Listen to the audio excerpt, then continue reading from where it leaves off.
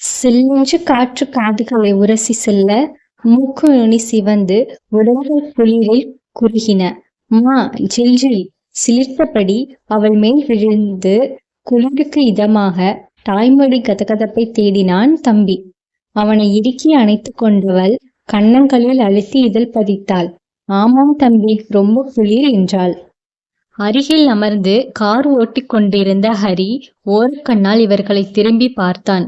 மகிழ்ச்சியும் ஏக்கமும் இன்னமும் ஏதோ புரிந்து கொள்ள முடியாத ஒரு எதிர்பார்ப்புமாக இருந்த அப்பார்வை மனதிற்குள் மாலை சூரிய கதிர்களை விசிற சுற்றிலும் நிறைந்த குளிர் சூழலுக்கு எதிராக அவள் உடல் சூடேறி தகித்தது. போதும், இப்படிதான் இவர்கள் இருவரும் கொஞ்சிக் கொள்ளும் போது ஒரு மாதிரி பார்வை பார்த்து வைப்பான். நானும் வரட்டுமா, என்னையும் சேர்த்துக் கொள்கிறீர்களா, அல்லது எனக்கு கிடையாதா என்பது போன்ற இப்பார்வைகள் உள்ளங்காலை உறுத்தும் மென் குறுமணலாய் மீராவின் மனதிற்குள் நெடுநேரம் தங்கி கிடக்கும். நேற்றுதான் சாரு ஹரியின் கல்லூரி காதலை இவளிடம் புட்டு வைத்திருந்தாள். பிறகும் மேலும் 1-2 கல்லூரி தோழமைகளிடம் வெளிக்காட்டிக் கொள்ளாமல் இவள் போன் செய்து விசாரித்ததில் அனைவருமே ஒன்று போல கல்லூரி காலத்தில் ஹரிக்கு இவள் மீது இருந்த காதலை உறுதி செய்தனர். படிப்பு முடிந்த பிறகு இவர்கள் அனைவரிடமும் எந்த தொடர்பும் இன்றி இவள் தள்ளியிருந்ததில் நிறைய விஷயங்கள் தெரியாமல் போனது போலும்.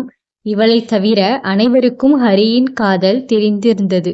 எப்போதோ படித்து கொண்டிருக்கும் போதே தன்மேல் கணவனுக்கு வந்துவிட்ட காதலுக்காக இப்போது மகிழ்வதா, அல்லது அந்த காதலுக்கு அவன் செய்த துரோகத்திற்கு கவலை கொள்வதா என்று கலவையான உணர்வுகளுக்கு இடையே திண்டாடி கொண்டிருந்தாள் மீரா.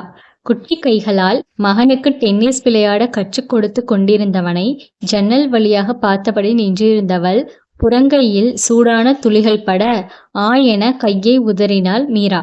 ஐயோ சாரிங்க மேடம், காஃபி கொண்டு வந்தேன், மேலே பட்டுடுச்சு என்று சொல்லியபடி கள்ள சிரிப்புடன் கையில் காப்பியுடன் நின்றிருந்தாள் மல்லி. கண்ணை பின்னாடியா வைத்திருக்கிறீர்கள், முன்னால் உள்ளது கண்ணிற்கு தெரியாதா என்று கத்தினாள் மீரா. அவளுடைய கத்தலில் ஜன்னலுக்கு வெளியே இருந்த ஹரி திரும்பி பார்த்தான். மல்லி கைகளை பிசைந்தபடி பரிதாப முகத்துடன் நின்றாள். சாரி மேடம், தெரியாம என்று இறைஞ்சினாள். பிளான் போட்டு செய்துவிட்டு சி, இந்த சாரி எல்லாம் தூக்கி குப்பையில போடுங்க. என்ன ஆயிற்று? ஹரி உள்ளே வந்திருந்தான். சார், தெரியாமல் மேடம் மேலே காப்பி பட்டு விட்டது, அதற்கு. மல்லி பேசிக் கொண்டிருக்கும் போதே ஹரி வேகமாக வந்து மீராவை திருப்பி ஆராய்ந்தான். ரொம்ப சுட்டு விட்டதா? எங்கே? இதோ இங்கேதான் சார். அங்கையை சுட்டி காட்டிய மல்லியை திகைப்புடன் பார்த்தாள் மீரா. குரோத முகம் முழுவதும் பரவியிருக்க கண்கள் மட்டும் கலங்கி அழ தயாராக நின்றாள் மல்லி. என்ன மீரா, இதற்கா இவ்வளவு கத்தினாய்? சட்டென மாறும் மல்லியின் முகபாவத்தை ஆராய்ந்து கொண்டிருந்தவள் இந்த கேள்வியின் எரிச்சலாக திரும்பினாள். அடுத்த தடவை உங்கள் சமையல்காரியை காப்பியை என் மூஞ்சலையே ஊற்ற சொல்லுங்கள். லேசான விசும்பலுடன் மல்லி அளவே ஆரம்பித்துவிட ஷட்டப், அதட்டினான் ஹரி. இன்னமும் அங்கேயே இருந்தால் மல்லிக்கு போட்டியாக தானும் கண்கலங்கி விடுவோமோ என தோன்ற ஆரம்பிக்க மீரா வேகமாக அங்கிருந்து வெளியேறிவிட்டாள். சிறிது நேரம் கழித்து அவள் அருகே வந்து அமர்ந்தான் ஹரி. சட்டென எழுந்து கொள்ள போனவளின் மடியில் தம்பியை அமர வைத்தான். தம்பி, உன் அம்மாவை கிளம்ப சொல்லு, நாம் கொஞ்சம் வெளியே போயிட்டு வரலாம். நான் வரவில்லை என்று கத்தரித்தாள். ஈசன் போரடித்து கிடைக்கிறான் மீரா, வா ஃபேக்டரி வரை போயிட்டு வரலாம். அவனை மட்டும் கூட்டிட்டு போங்க, என்னால் தனியாக அவனை சமாளிக்க முடியாது, நீயும் வா. தம்பி, அம்மாவை கூப்பிடு. மகனையும் ஏவி விட்டான். குழந்தை அவள் கழுத்தை கட்டிக்கொண்டு கெஞ்ச ஆரம்பிக்க மீரா கிளம்பிவிட்டாள்.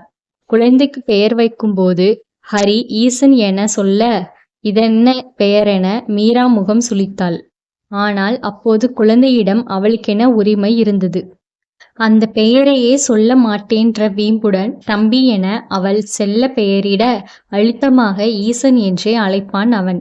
இப்போதோ அவளை சமாதானம் செய்ய அவளுடைய செல்ல அழைப்பு அவனிடம். நான் ஒன்று மயங்க மாட்டேன் போ என விரைத்தாற்போல் முகத்தை வைத்து கொண்டாலும் தன் பக்கம் சாயும் அவனது செய்கை அவளை இழக்கவே செய்தது. மூவரும் ஜீப்பில் கிளம்பும்போது வாசல் பக்கம் ஜன்னலில் மல்லியின் முகம். சற்று முன் பார்த்த அதே குரோதத்துடன், இதை சொன்னார் யார் நம்புவார்கள்? நமது தேயிலை தொழிற்சாலையில் பாரம்பரிய முறைப்படி தேயிலை தூள் தயாரிக்கிறோம் மீரா. இதனை பார்க்க நாமே பார்வையாளர்களையும் உள்ளே வரை அனுமதிக்கிறோம். இன்று உனக்கும் அவற்றை காட்டலாம் என்று நினைத்தே அழைத்து வந்தேன். ஹரி சொல்ல தலையை அசைத்து கொண்டாள் மீரா. மூவருமாக தொழிற்சாலைக்குள் நுழைந்து அங்கே டீத்தூள் தயாரிக்கப்படுவதை பார்த்தனர். நிறைய சுற்றுலா பயணிகள் தொழிற்சாலையினுள் ஆவலுடன் தயாரிப்பு முறைகளை பார்த்தபடி இருந்தனர். ஃபேக்டரி முழுவதையும் சுற்றிவிட்டு அவர்களுக்கான தனி அறையில் வந்து அமர்ந்ததும் ஒரு கப்பில் கொண்டு வந்து கொடுத்த டீயை ருசித்தவள் வியப்பில் விழி விரித்தாள். ரொம்ப டேஸ்டாக இருக்கிறதே, இது என்ன டீ? இது ஒயிட் டீ. இதற்கான தூள் தேயிலை செடிகளில் தேர்ந்தெடுத்த காம்புகளில் இருந்து தயாரிக்கப்படும். உடலுக்கு மிகவும் நல்லது. இதன் விலை மிக அதிகம். அதனால் தேவைப்படுவர்களுக்கு மட்டுமே ஆர்டரின் பொறுத்து இந்த டீ தூளை தயாரிக்கிறோம். இது தவிர 14 வகையான டீ தூள்கள் இங்கே தயாராகிறது. ஹரி டீ தூள்களின் வகைகளை ஆல்பமாக காட்ட அவற்றை ஆவலுடன் பார்த்தாள் மீரா. இங்கே சுற்றுலா வருபவர்கள் தங்குவதற்கான விடுதிகளையும் கட்டியிருக்கிறேன். அவர்கள் எஸ்டேட்டை சுற்றி பார்ப்பதற்கும் குடி, மூணாறு, குரங்கணி போன்ற இடங்களையும் பார்ப்பதற்கும் ட்ரெக்கிங் போவதற்குமான எல்லா ஏற்பாடுகளையும் நம்முடைய நிறுவனமே செய்து கொடுக்கிறது மீரா. ஆக இங்கே எஸ்டேட் தொழிலை தவிர அதனை சார்ந்த மற்ற தொழில்களையும் ஆரம்பித்து வைத்திருக்கிறான். இவற்றிற்கெல்லாம் எவ்வளவு உழைக்க வேண்டியது இருக்கும்? அவள் அறிந்து 4 வருடங்களில் அவனுடைய உழைப்பை உணர்ந்து நிகழ்வாய் அவனை நோக்கினாள் மீரா. மிக உடனே அவளது நிகழ்வை கண்களில் கண்டு கொண்டவன் அருகில் அமர்ந்து அவள் கையை தன் கைகளுக்குள் பொத்தி கொண்டான். மீரா, நான் சொல்வதை கவனமாக கேள். மல்லி சமையல்காரி அல்ல. ஒரு வகையில் எங்கள் குடும்பத்திற்கு தூரத்து உறவு. எல்லோரையும் விபத்தில் பறிகொடுத்து விட்டு யாரும் இல்லாத அனாதையாக நான் இந்த மலை உச்சியில் தனியே கிடந்தபோது எனக்கு வேலைக்கு சமைத்து போட்டு என்னை தேற்றி கொண்டு வந்தவர்கள் மல்லியும் அவள் அம்மாவும் தான். எனக்கு உதவ என்றுதான் அவர்கள் வீட்டிற்குள் வந்தார்களே தவிர சமைக்க அல்ல. அவளுடன் நீ கொஞ்சம் சுமூகமாக பழக வேண்டும். ஹரி சொன்ன விவரங்களை வேக வேகமாக தன் மனதிற்குள் ஓட்டி ஆராய்ந்தாள் மீரா. அந்த மல்லி இங்கே முதலாளி தோரணையுடன் வளைய வருவதற்கு இதுதான் காரணமா? ஏதோ தூரத்து சொந்தமாமே. ஹரி அவள் கையை மெல்ல அழுத்தினான். மீரா, பிளீஸ் செய்கிறாயா? இப்போது பள்ளி குழந்தை போல எனக்கு ஒழுங்காக சமைக்கவில்லை, காப்பியை என் மேல் கொட்டினாள் என்று புகார் சொல்ல மீரா விரும்பவில்லை. ஸ்வாதியை திருமணம் முடித்து வரும்போது மல்லி இங்கே இருந்தார்களா? இந்த கேள்வியை ஹரி எதிர்பார்க்கவில்லை என்பது அவன் முகத்தில் தெரிந்தது. இதற்கு பதில் சொல்லும் விருப்பமும் அவனுக்கு இல்லை. என்றொரு பதிலை ஊர்மலாய் தந்தான். என் அக்காவிற்கு இங்கே என்ன நடந்தது? மீராவின் இந்த அடுத்த கேள்வியில் மூக்கு விடைக்காய் எழுந்து விட்டான். போகலாம். ஓரமாக டேபிளில் மேல் ஏறி விளையாடு கொண்டிருந்த குழந்தையை தூக்கி கொண்டு கிளம்பினான் ஹரி. மனதிற்குள் ஏதோ கணக்குகளை போட்டபடி அவனை பின்தொடர்ந்தாள் மீரா. ஜீப் கேட்டினுள் நுழையும் போதே மீரா வீட்டினுள் அதை கவனித்து விட்டாள். மல்லி மாடியில் இருந்தாள். அவள் இருந்தது அந்த பூட்டப்பட்ட அறை, ஸ்வாதியின் அறை. அங்கிருந்து ஜன்னல் வழியாக வெளியே இவர்கள் காரை பார்த்தபடியே நின்றாள். ஜீப்பை முழுவதுமாக நிறுத்தும் முன்பாக கீழிறங்கி ஓடுபவளை புரிந்து கொள்ள முடியாமல் பார்த்தான் ஹரி. மீரா, மெல்லப்போ, எதற்காக ஓடுகிறாய்? ஈசனை தூக்கி கொண்டு அவன் பின்னால் வரும் முன் மீரா மாடிக்கு போயிருந்தாள். ஆனாலும் அவ்வளவு வேகமாக அவள் வந்ததற்கு பலன் இல்லை. மல்லி அந்த அறையை பூட்டிவிட்டு வெளியே வந்திருந்தாள். ஓரக்கண்ணால் இவளை பார்த்தபடி அந்த அறையை பூட்டி சாவியை எடுத்து தனது கழுத்தில் போட்டிருந்த சங்கிலியுடன் நிதானமாக கோர்த்தாள். பின்னர் சேலை மடிப்பிற்குள் செயினை மறைத்து கொண்டு ஓரக்கண்ணால் இவளை பார்த்தபடி ஒருவிதமான சிரிப்புடன் கீழே இறங்கி போய்விட்டாள். மீரா அப்படியே அதிர்ந்து நின்றாள். மீரா, என்னாச்சுமா? ஹரி அவள் தோளை தொடவும் உணர்வுக்கு வந்தவள், சாவி, இந்த ரூம் சாவி. அவன் கண்களில் சலிப்பு தெரிந்தது. இதை விடமாட்டாயா நீ? அந்த சாவிதான் எங்கேயோ தொலைந்து விட்டதுன்னு சொன்னேனே.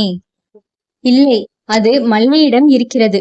விட்டால் அவள் இடுப்பில் சொருகிக் கொண்டு இல்லை என்கிறாள் என்பாயே. எதையாவது உளராமல் வா. அவள் கையை பற்றி இழுத்து கொண்டு போனான். கண்டதையும் நினைத்து மனதை குழப்பிக் கொள்ளாமல் கொஞ்ச நேரம் தூங்குமா. கட்டிலில் படுக்க வைத்து பரிவாக தலையை வருடினான். உள்ளுக்குள் பல குழப்பங்கள் உருவ கண்களை இறுக மூடிக்கொண்டாள் மீரா. மல்லியின் கழுத்து செயினை செக் பண்ணுகிறீர்களா? ஹரி அதிர்ந்தான். பேசாமல் படுத்து தூங்குமா. முடிந்தால் செக் பண்ணி பாருங்க. முனகியபடியே தூங்கி போனாள். மீரா மீண்டும் எழுந்தபோது மாலை ஆகிவிட்டது. மூடியிருந்த ஜன்னலையும் தாண்டி குளிர் எங்கிருந்தோ உள்நுழைந்து உடலை குத்தியது. இதென்ன குளிர் விஷம் போல நினைத்தபடி எழுந்து லேசான ஜன்னலை திறந்தாள். வெளிப்புறம் வெண்புகையான பனி பரவி கிடந்தது. உடலை சிலிர்த்து கொண்டு கதவை மூட நினைத்தவள் திடுக்கிட்டாள். அந்த குளிரின் பனிமூட்டத்திற்கிடையே தம்பி நடந்து போய் கொண்டிருந்தான். இதென்ன, குழந்தை தனியாக எங்கே போகிறான்? மீரா குரல் எடுத்து கத்தி அவனை அழைக்க நினைத்த போதுதான் கவனித்தாள்.